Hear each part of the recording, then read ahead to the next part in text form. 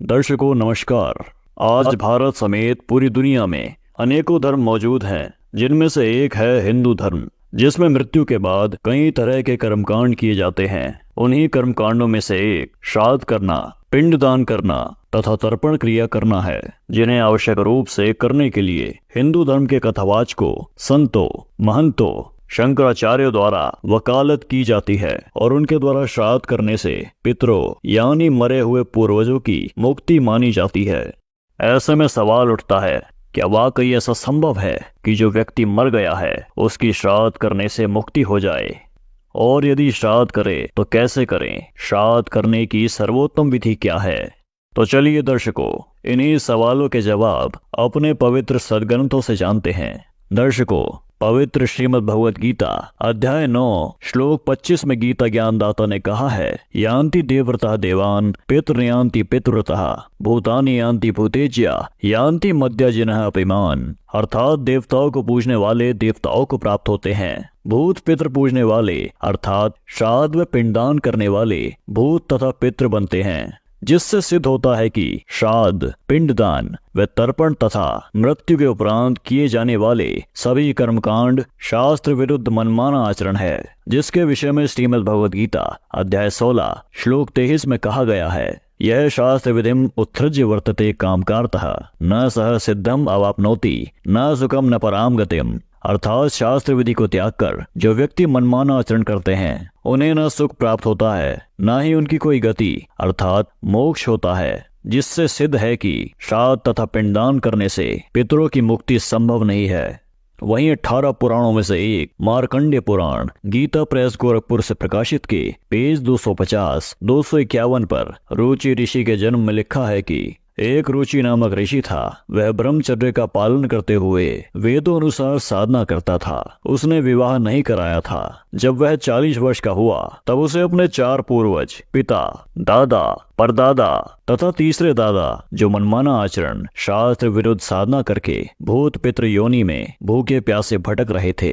एक दिन चारों ने रुचि ऋषि को दर्शन दिए तथा कहा कि आपने विवाह क्यों नहीं किया? विवाह करके हमारे श्राद्ध करता। रुचि ऋषि ने कहा कि हे पितामहो, वेदों में श्राद्ध, पिंडदान आदि कर्म तो अविद्या अर्थात मूर्खों का कार्य कहा गया है। फिर आप मुझे इस शास्त्र विरुद्ध कर्म को करने का आखिर क्यों कह रहे हो? पितरों ने कहा कि यह बात सत्य है कि श्राद्ध आदि कर्म को वेदों में अविद्या अर्थात मूर्खों का कर्म ही कहा है।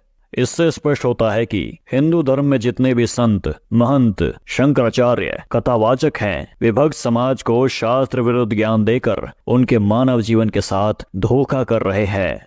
इसीलिए हिंदू भाइयों, समय रहते संभल जाओ और इस धोखे से बचो।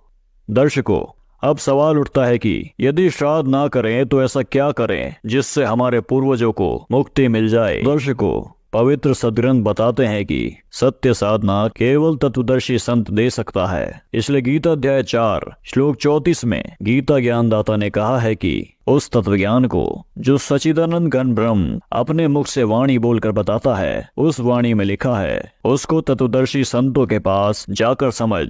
उनको भली भांति दंडवत प्रणाम करने से, उनकी सेवा करने से, कपट छोड़कर सरलता पूर्वक प्रश्न करने से वे परमात्म तत्व को जानने वाले ज्ञानी महात्मा तुझे उस तत्व ज्ञान का उपदेश करेंगे। क्योंकि तत्वदर्शी संत ही गीता अध्याय 17 श्लोक 23 में बताए गए पूर्ण परमात्मा की भक्ति के सांकेतिक मंत्र ओम तत्सत का गुप्त भेद बताता है। उसी पूर्ण तत्वदर्शी संत से सद्भक्ति ग्रहण करने से न केवल शारीरिक, आर्थिक व आध्यात्मिक लाभ प्राप्त होते हैं, बल्कि पूर्ण मोक्ष की प्राप्ति होती है और साधक की 101 पीढ़ी का उद्धार हो जाता है, जो कि पितृ तर्पण और श्राद्ध की सर्वोत्तम विधि है।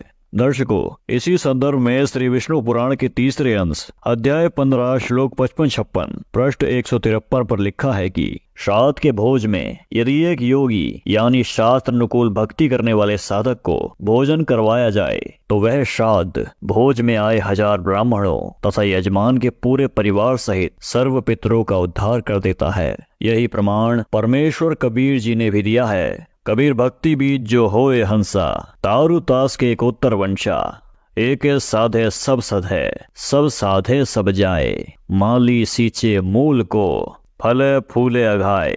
तो दर्शकों, आपको बता दें कि वर्तमान में संत रामपाल जी महाराज ही वह तत्वदर्शी संत हैं जो सदग्रंथों का सत्य ज्ञान प्रदान कर रहे हैं और उनके सत्संगों के माध्यम से तत्व ज्ञान को सुन समझकर मानव दीक्षा लेकर भक्ति साधना कर रहे हैं, जो कि गीता अध्याय 2 श्लोक 53 के अनुसार योगी यानी शास्त्रोक्त साधक है, जिससे उनके परिवार का उद्धार होगा।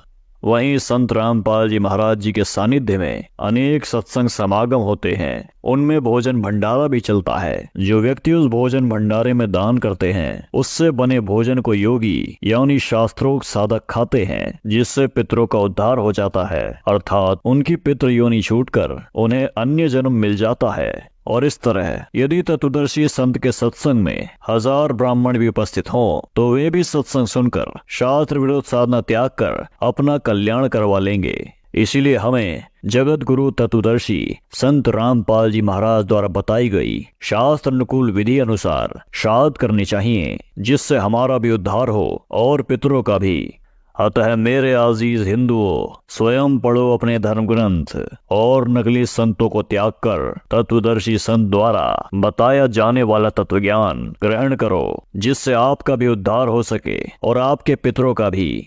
वहीं जगत गुरु तत्वदर्शी संत रामपाल जी महाराज जी के तत्व ज्ञान को जानने के लिए पवित्र पुस्तक हिंदू साहिबान नहीं समझे गीता वेद पुराण को संत रामपाल जी महाराज ऐप या जगत गुरु रामपाल जी .org वेबसाइट से डाउनलोड करके निःशुल्क पढ़ें। धन्यवाद।